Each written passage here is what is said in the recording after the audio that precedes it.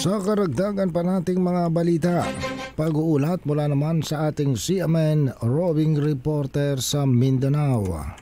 CNN Live Nationwide. Willie Boy Ramos, magandang araw sa iyo. Magandang araw din, Ariel. Magandang araw, Pilipinas. Mayong adlaw, mga taga Mindanao na hukay ng 37th Infantry Battalion at ng 105th Infantry Battalion ang mga armas na ibinaon ng pinaniwalaang mga rebelding New People's Army sa hangganan ng Sitio Elyao at Sitio Basag, Barangay Lakanan, Bayan ng Tibuli, South Cotabato. Tatlong mga M16 Armalite rifles at mga gamit ng paggawa ng improvised explosive device ang mga nahukay ng militar sa naturang lugar.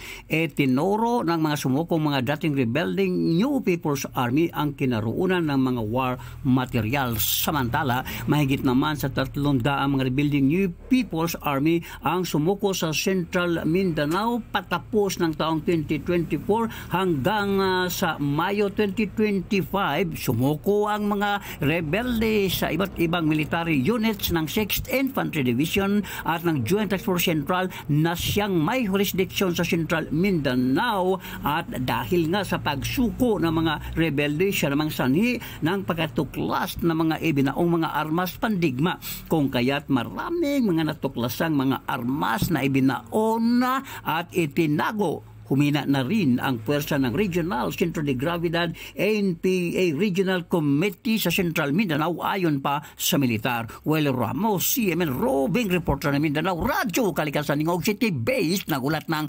live para sa CMN Pilipinas. CNN Live Nationwide. Maraming salamat, Willie Boy Ramos, ang ating CMN roving reporter sa Mindanao. Samantala